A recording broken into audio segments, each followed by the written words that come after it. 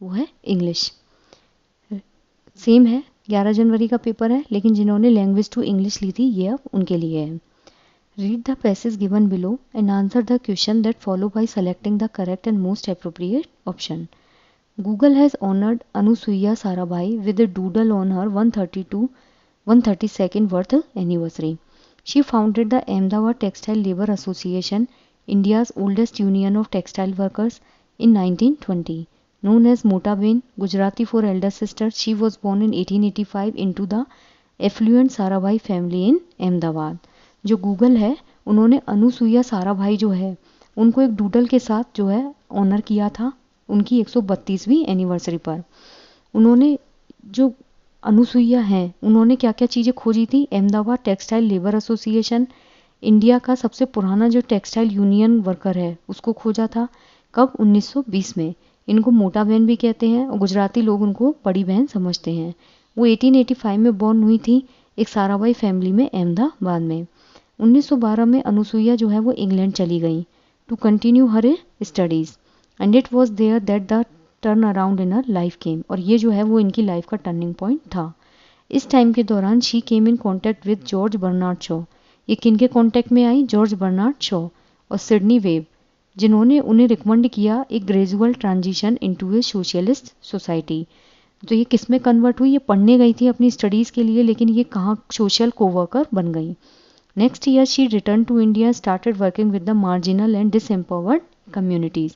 और अगले ही साल ये इंडिया वापस आई और जो बिलो द पॉवर्टी लाइन लोग थे या फिर डिसएम्पावर्ड लोग कम्युनिटी थी उनके साथ ये काम करने लगी। She began by opening a school for poor student of all caste. उन्होंने जितनी भी कास्ट थी उनके जो गरीब बच्चे थे उनके लिए एक स्कूल खोला, क्रैच खोले और टॉयलेट खोले for women. One morning I was sitting outside in the compound combining out the children's hair when I saw a group of 15 workers passing it by as if in a trance. I was sitting outside, मैं बाहर बैठी हुई थी, in the compound, compound में combining out the children's hair when I saw a group of 15 workers, जहाँ पे group था 15 workers का जो कि पास हो रहा था एक ट्रांस टनल में से। I called out to them, मैंने उनको बुलाया। व्हाट्स द मैटर, मैटर क्या है? Why do you look so listless, मतलब इतना बेचैन क्यों दिख रहे हैं? दे सेड, बहन we have just finished our work and we have work for 2 nights and a day without a break, now we are on our way home. These words filled me with the horror, this was so different than slavery. उन्होंने बोला कि वो 2 रात से काम कर रहे हैं, घर नहीं गए अपने, कोई ब्रेक नहीं लिया, अब वो अपने घर जा रहे हैं। तो इस चीज़ से वो बहुत परेशान हो गई और इससे अलग कोई तरीका नहीं था नौकरशाही का। व्हेन एपिडेमिक हिट अहमदाबाद, जब एपिडेमिक हिट हुआ था 1914 में अहमदाबाद में, जो मिल वर्कर्स हैं उनकी जो कंडीशन थी वो बहुत ख़त्म हो गई थी। And they approached Anasuya to take up their cause, और उन्होंने क्या किया? अनुसुईया को अप्रोच किया। She gave an ultimatum to the mill, उन्होंने एक अल्टीमेटम दिया था मिल ओनर को। Even went against her brother, अपने भाई के खिलाफ जाके। Ambalal who was then president of the mill owner association, जो कौन थे? प्रेसिडेंट थे, मिल के जो ओनर थे उन मिल ओनर एसोसिएशन के प्रेसिडेंट थे। Demanding better wages and working ambience for the labourers, उन्होंने डिमांड किया था बेटर वेजेस, यानी कि डेली जो उनको खर्चा मिलता था वो एक रिस्पेक्टफुल अमाउंट में मिले और जो वर्किंग एम्बियंस है लेबर के लिए वो प्रॉपर होना चाहिए। She was supported in a work by Mahatma Gandhi and in 1918 Anasuya managed mill owners to exceed to the demand of Ahmedabad weavers for 35 wages high.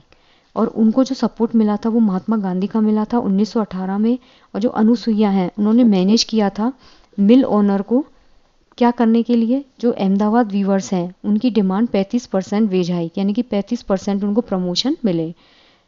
Thus laying the foundation of Gujarat oldest labour union, ठीक है, जो गुजरात का सबसे पुराना labour union था मजूर महाजन सिंह 25 फरवरी 1920 को। However Anusuiya ensured that the relationship between the mill owner and the union always remain harmonious, कि जो रिलेशनशिप है ओनर के बीच में और यूनियन के बीच में वो कैसा हो? स्मूथ हो। And any differences were nipped in the word, और जितने भी डिफरेंसेस हैं उनको गांठ में बांध के फेंक दिया जाए। Which of the following statement is correct? Anasuya and her brother were always at loggerheads with each other. Without her brother's help she couldn't leave gone to England. She went against her brother in 1940 when she took up the case of mill workers. She encouraged the union to fight against the mill owners. तो इसका जो correct answer होगा that is your option number 3। ठीक है, इसमें बोला है कि वो जो है अपने भाई के अगेंस्ट गई थी 1914 में, जब वो जो मिल वर्कर्स हैं उनका केस उन्होंने अपने हाथ में लिया था।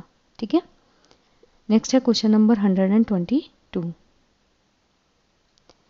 When did a turnaround come in Anusuya Sarabhai life? When she heard the women's plight of long working hours, when she came in contact with SB, GB Shaw and Sidney Webb after her first meeting with Mahatma Gandhi during the epidemic of 1940. Turning point क्या था? जब वो GB Shaw से मिली थी और Sydney web के contact में आई थी। So the option 2 is correct.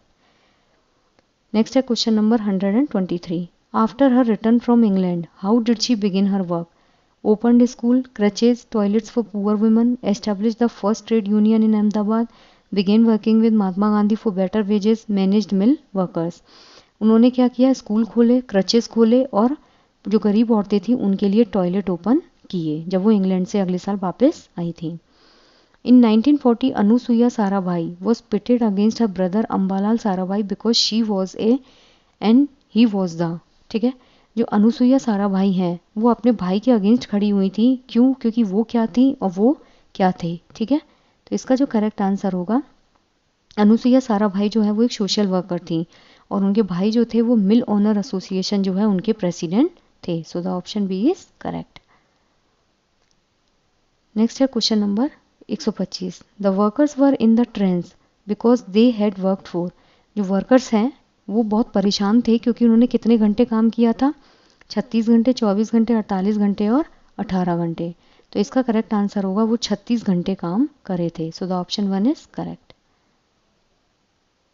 Nipped in the word is a type of phrase, idiom, phrasal verb and figure of speech. तो इसका जो करेक्ट आंसर होगा that is your option number 2, nipped in the word, यानी कि गांठ में बांध के फेंक देना। नेक्स्ट है विच part of the following sentence contains an error? Next year she returns to India and started working with the marginal and disempowered communities। ठीक है, अब ये बताना है इन चारों पार्ट्स में से किस पार्ट में जो है वो ग्रामेटिकल मिस्टेक है। Next year she came back to India, returns नहीं, रिटर्न्स पॉजिटिव सेंटेंस हो जाएगा। ठीक है, जो प्रेजेंट डेफिनेट होता है वो रिटर्न्स आएगा, जबकि ये चीज़ किस में है? पास्ट में। स्टार्टेड ये कहाँ की है? पास्ट की। तो दिक्कत कहाँ है? Option number A. नेक्स्ट है question number 118।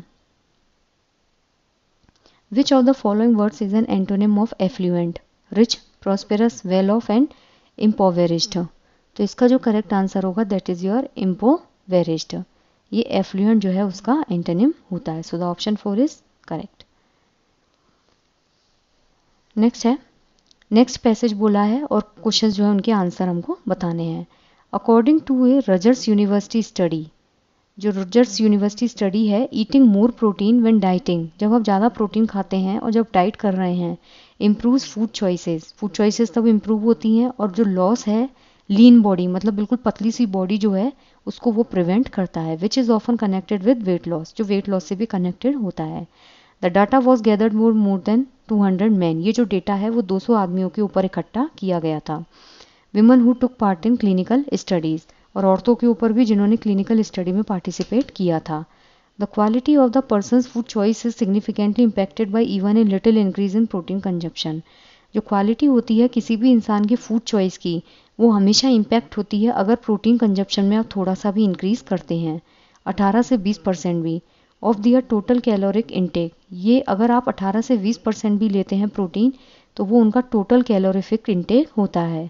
According to a review of pooled data from many weight loss trials conducted, dieters who follow calorie restricted weight loss plans often cut down on the consumption of nutritious meals that include micronutrients like iron and zinc। जो dieters होते हैं, जो diet chart बनाते हैं, वो खुद follow करते हैं calorie restricted weight loss plan को, जो कि कंजम्पशन को कट करता है किसका? न्यूट्रिशन मील का, जिसमें माइक्रो न्यूट्रिएंट्स होते हैं आयरन और जिंक। हाई प्रोटीन इंटेक जो होता है वो हेल्थियर आउटकम से रिलेटेड होता है, लेकिन जो रिलेशन होता है प्रोटीन कंजम्पशन और डाइट क्वालिटी के बीच में वो अच्छे से नोन नहीं है कुछ रिसर्चर्स के according. Participant body mass index indicate that they are either weight loss, overweight and obese and their ages range from 24 to 75।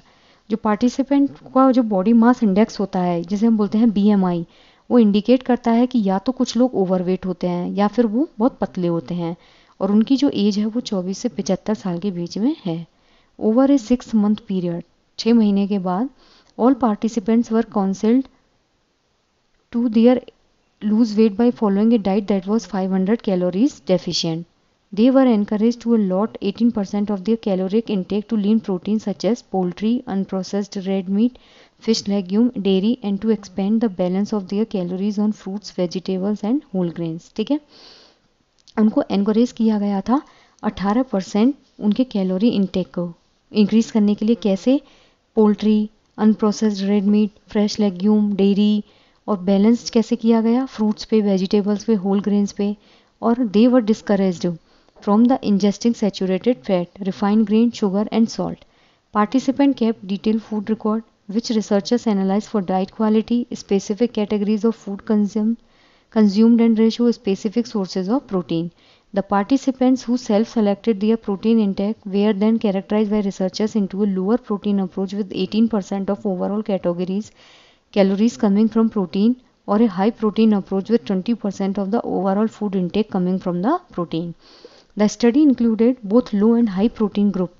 जो लो प्रोटीन ग्रुप था और जो हाई प्रोटीन ग्रुप था lost the same amount of weight, उन्होंने same amount loss किया, about 5% of their body weight over 6 month, 6 महीने में 5% body wait.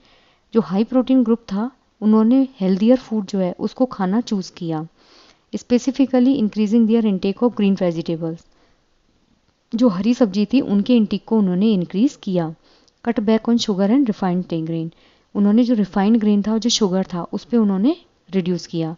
और जो हाई प्रोटीन ग्रुप इंडिविजुअल्स थे वो better able to retain their lean muscle mass. Read the following statement. A calorie restricted diet generally involves cutting down on nutritional meal, such a diet results in a conservation of lean body mass. तो इसका जो correct answer होगा, जो एक calorie restricted diet होती है उसमें generally nutritional मील जो है उसको कट डाउन किया जाता है। सच ए डाइट, ऐसी जो डाइट होती है उसमें जो लीन बॉडी मास है वो कंजर्वेशन में रिजल्ट में आता है। ठीक है, तो ए और बी दोनों करेक्ट है। ऑब्वियसली इसमें ए और बी जो है वो दोनों ही करेक्ट हैं। Read the following statements. For weight loss we shouldn't eat saturated fat and refined grain.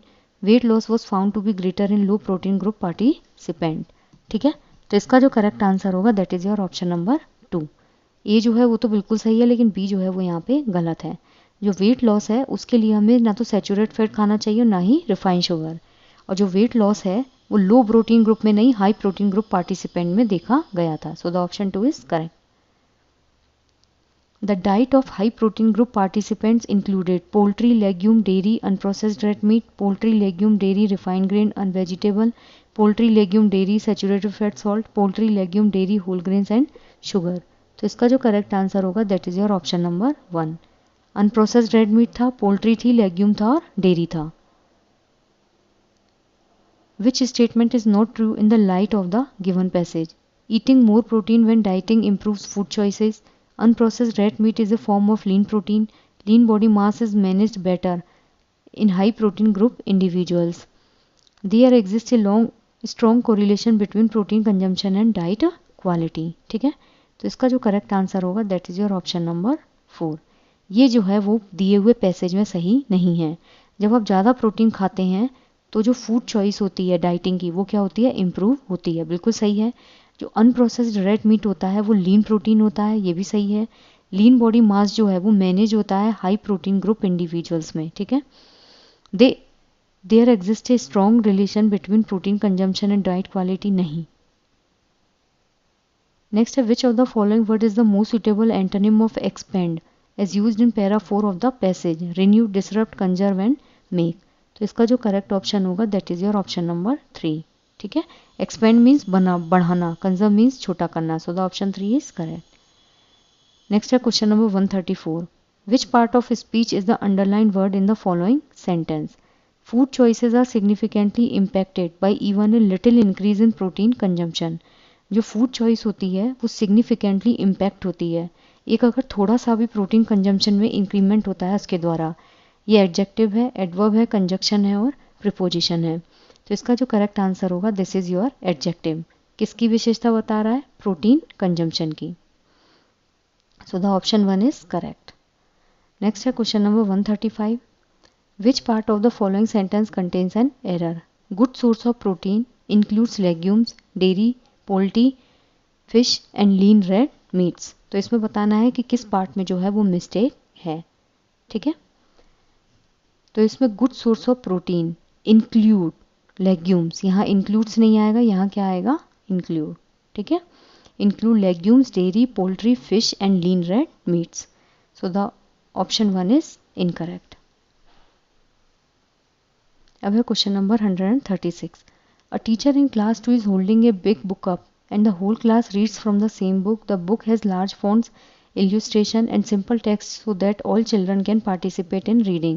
What strategy does the teacher follow?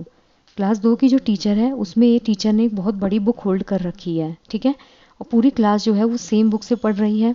Book जो है उसमें फॉन्ट्स बहुत बड़े बड़े हैं, इल्यूस्ट्रेशन अच्छा है और जो सिंपल टेक्स्ट है जिससे बच्चे सभी इक्वली पार्टिसिपेट कर सकें. तो ये स्ट्रेटेजी क्या है, guided reading, shared reading, jigsaw reading, allowed reading. तो इसका जो करेक्ट आंसर होगा that is your option number 2. जो शेयर्ड रीडिंग होती है उसमें सारे बच्चे एक्टिवली पार्टिसिपेट कर रहे हैं और सेम बुक है जो क्लास में सर्कुलेट हो रही है. जतिन जो है वो क्लास 2 का स्टूडेंट है, उसको हियरिंग इम्पेयरमेंट है. एक लैंग्वेज टीचर के तौर पर what could be the appropriate strategy to scaffold him. आप एक टीचर के तौर पर उसको शुरुआती मदद जो है अकॉर्डिंग टू लेव वाइवर्स की कैसे दे सकते हैं. Promote the classmates to use gesture while communicating with him and be supportive. Such children should go to special school where they will learn better. नहीं, आप बच्चों को सेग्रीगेट नहीं कर सकते. Focusing more on such a child will minimise teaching time of other children. Inform the principal that your class is not accepting and cooperating with the child. ये कोई सही तरीका नहीं है कि प्रिंसिपल को इन्फॉर्म कर दें, आपको कुछ कोशिश करनी होगी और उसको स्कैफोल्डिंग देनी होगी. तो इसका जो करेक्ट आंसर होगा कि आप क्लास के बच्चों को बोलो कि वो ऐसे जेस्चर यूज़ करें जो वो आंखों से देख सके. ठीक है, क्यों, क्योंकि he has a hearing impairment, he can see. So the option 1 is correct. Early literacy is what children know about reading and writing before they read और राइट. जो अर्ली लिटरेसी होती है वो क्या है, जब चिल्ड्रन पढ़ने और लिखने से पहले पढ़ना और लिखना सीख जाता है. क्योंकि early literacy starts when a child learns to read and write at school during early childhood care and education. जब बच्चा आंगनवाड़ी वगैरह में और ECCE में जाता है तो वहाँ पे बच्चा पढ़ना और लिखना सीख जाता है. तो इसका जो करेक्ट आंसर है वो ए और बी दोनों सही है, ए और बी दोनों गलत है. ए सही है और आर गलत है, आर सही है और ए गलत है. तो इसका जो करेक्ट आंसर होगा that is your option number 3. जो ए है वो तो सही है लेकिन आर गलत है. क्यों, जो अर्ली लिटरेसी होती है वो क्या है, जब बच्चे जानते हैं पढ़ने और लिखने के बारे में पढ़ने और लिखने से पहले. लेकिन जो अर्ली लिटरेसी स्टार्ट होती है वो कब स्टार्ट होती है, जब एक चाइल्ड पढ़ना सीखता है, लिखना और पढ़ना एक स्कूल में early childhood care and education के दौरान. नहीं, बच्चा घर से ही ये चीज़ें सीखने लग जाता है. So the option 3 is correct. The domain that includes the competencies of word awareness, rhyme awareness and awareness of sound within words which engages learners meaningfully with language is literacy awareness, phonological awareness, communication awareness and spoken awareness. एक ऐसा domain जो include करता है word awareness जो है उसकी competency को, rhyme awareness को, साउंड की अवेयरनेस को, वर्ड्स के बीच में जो कि लर्नर्स को एंगेज करेगा एक मीनिंगफुल लैंग्वेज के साथ में. वो क्या है, लिटरेरी अवेयरनेस है, फोनोलॉजिकल अवेयरनेस है, कम्युनिकेशन अवेयरनेस है और स्पोकन अवेयरनेस है. तो इसका जो करेक्ट आंसर होगा that is your option number 2, phonological awareness. ठीक है, जहाँ पे rhyme phonetic symbol, word phonetics और sound phonetics. So the option 2 is correct. A language disorder that affects communication skill and comprehension abilities. एक ऐसा language disorder जिसमें आप communicate नहीं कर पाते और समझने की जो क्षमता है वो आपकी ख़त्म होती है, अफेक्ट होती है. डिस्कैलकुलिया गणित की प्रॉब्लम से है, डिस्फेजिया भाषा संबंधी विकार, डिस्प्रेक्सिया स्थूलगामक और सूक्ष्मगामक कौशल, डिसलेक्सिया पठन संबंधी विकार. तो इसका जो करेक्ट आंसर होगा दैट इज़ ऑप्शन नंबर 2, जहाँ पे आप भाषा में कम्युनिकेट नहीं कर पाते और आपको समझने में प्रॉब्लम होती है. Which method lays stress on giving opportunities to learners to participate in a purposeful talk in the classroom as it promotes learners to encounter real life situation? कौन सा मेथड जो है वो नीचे दी हुई जो अपॉर्चुनिटीज़ हैं उन पे स्ट्रेस आउट करता है. एक पर्पसफुल टॉक जो है उसमें इंगेज करने में और वो लर्नर को प्रमोट करेगा रियल लाइफ सिचुएशन को काउंटर करने को। CLT, GT method, bilingual method and audio lingual method. तो इसका जो करेक्ट आंसर होगा that is your CLT। Communicative language teaching जो होती है ना, इसमें बच्चों को आपस में कम्युनिकेशन पे ये बहुत ज़्यादा फोकस करती है कि बच्चा कितना पर्पसफुल तरीके से कम्युनिकेट करता है, और जो बच्चे हैं उनको एक ऐसा रियल लाइफ सिचुएशन दी जाती है जिसमें वो इजीली एक दूसरे के साथ कम्युनिकेट कर सकें। Scanning is meant for finding out the opinion of the author, difficult words, a specific item or piece of information, the central idea। तो इसका जो करेक्ट आंसर होगा that is your option number 3। जो scanning होती है ना, वो एक पर्टिकुलर पीस के लिए होती है या एक पर्टिकुलर पीस ऑफ इंफॉर्मेशन के लिए होती है, और जो सेंट्रल आइडिया होता है वो होती है आपकी स्किमिंग, जिसमें जिस्ट ऑफ द मैटर जो है उसको मालूम किया जाता है। A teacher believes that the development of language is a continuation of general cognitive development. She follows the theoretical perspective of Jean Piaget, B.F. Skinner, Lev Vygotsky and Stephen Krashen। तो इसका जो करेक्ट आंसर होगा आपका that is option number 2। ठीक है, इसका जो correct answer होगा that is your option number 2। एक मिनट, एक टीचर जो है वो बिलीव करता है कि जो डेवलपमेंट होता है लैंग्वेज का वो एक कंटिन्यू, ओके नहीं, ये है जीन पियाजे का। जो लेव वाइगोत्स्की है उन्होंने बोला था कि भाषा पहले होती है और जो क्रिटिकल थिंकिंग है वो बाद में आती है, जबकि इन्होंने बोला था जीन पियाजे ने कि जो लैंग्वेज है वो कॉग्निटिव जो डेवलपमेंट है उसका कंटिन्यूएशन होता है, जबकि लेव वाइगोत्स्की ने बोला था कि भाषा का कंटिन्यूएशन ही क्रिटिकल थिंकिंग है। So the option 1 is correct. Next है question number 144। GT method of teaching language focuses on language use as a main focus, form focused teaching, meaning focused teaching and strengthening and pronunciation while learning। तो इसका जो correct answer होगा that is your option number 2। जो GT method होता है वो form focused teaching होती है। ठीक है, इसमें वर्ड टू वर्ड जो है वो आप मदर टंग में वर्ड को ट्रांसलेट करते हैं। सो the option 2 is correct. Which one of the following is not the characteristics of remedial teaching? It can be used for improving language skill, it can be used to rectify a particular problem area, to be carried out after the identification of problems and challenges faced by students, to evaluate student learning at a standard or benchmark। तो इसका जो correct answer होगा that is your option number 4। बच्चों को हम इसलिए evaluate नहीं करते हैं रेमेडियल टीचिंग में कि उनको हम पीछे की बेंच पे बिठाएं या उनको हम स्टैंडर्ड ग्रेडिंग करें। इम्प्रूव करने के लिए होता है, बिल्कुल सही बात है। पर्टिकुलर प्रॉब्लम एरिया को रेक्टिफाई करने के लिए होता है। बच्चा जब कोई चैलेंज फेस करता है या प्रॉब्लम फेस करता है तो उसको ख़त्म करने के लिए होता है। Which one of the following is not true about multilingualism? It emphasises smooth transition between the home and school language, it helps in ensuring that every child attains grade specific skills to attain proficiency, it helps to ensure that all children learn each other's language spoken in the class, multilingual children have greater cognitive flexibility and perform academically better than monolinguals. तो इसमें पूछा है कि जो multilingualism है उससे related कौन सा स्टेटमेंट सही नहीं है। ये एक स्मूथ ट्रांजिशन पे फोकस करता है घर की भाषा और स्कूल की भाषा में, ये तो बिल्कुल सही है। ये इंश्योर करता है हर बच्चे को ग्रेड स्पेसिफिक स्किल्स नहीं, हमको प्रोफिशिएंसी में बच्चे को ग्रेड नहीं देनी है कि ये बच्चा कितना प्रोफिशिएंट इंग्लिश बोलता है। बच्चे को इंश्योर करना कि वो एक दूसरे की भाषा क्लास में बोल सकें, बिल्कुल सही बात है। एक ग्रेटर कॉग्निटिव फ्लेक्सिबिलिटी डेवलप होती है और अकेडमिकली वो बेटर परफॉर्म करता है अगर वो मोनोलिंगुअल नहीं होता, ये भी सही है। So the option 2 is incorrect. Story telling जो होती है वो एक इंपॉर्टेंट रोल प्ले करती है लैंग्वेज टीचिंग में। Which of the following is most important regarding by story telling? It creates fun in the class, it presents language as a whole, it develops moral values among the student, it improves students vocabulary. तो इसका जो correct answer होगा that is your option number 2। ये क्या करता है, language को पूरी तरह से प्रेजेंट करता है। जब आप स्टोरी सुनाते हैं बच्चे को तो उसमें पूरी लैंग्वेज, एक पूरी स्टोरी सुनाते हैं तो पूरी भाषा भी उसमें यूज होती है और बच्चा ध्यान लगा के उसको सुनता है। For teaching children of class 1, कक्षा 1 के जो बच्चे हैं उनको पढ़ाने के लिए we should focus on oral language development. Which of the following classroom practice will enable learners to enhance oral language skill at class 1? यानी कि बच्चों को जो स्पीकिंग है उसको डेवलपमेंट करवाना है। Role play, grammar games, singing rhyme and learning alphabet. तो इसका जो करेक्ट आंसर होगा that is your option number 1। जो रोल प्ले होता है यानी कि किसी का रोल किसी बच्चे को दो, किसी का रोल किसी बच्चे को दो, टीचर भी कोई रोल प्ले करे, तो उसमें जो ओरल लैंग्वेज डेवलपमेंट है, जब आप रोल प्ले करते हैं, ड्रामा करते हैं, तो स्पीकिंग बहुत सबसे ज़्यादा फोकस्ड होती है, तो उस केस में बच्चा जो है अच्छे से बोलना सीख जाता है। तो इसका जो करेक्ट आंसर होगा that is your option number 1। 148 का है 1। A language teacher generally gives task that has to be done in pairs and group. एक लैंग्वेज टीचर जो है उसने कोई टास्क दिया, जैसे या तो आप पेयर्स में करो या फिर ग्रुप्स में करो। What should the teacher do when learners are involve in the task. जब लर्नर जो है वो उस टास्क में इन्वॉल्व हैं तो टीचर को क्या करना चाहिए। The teacher shouldn't sit idly, she must read something to enhance learning.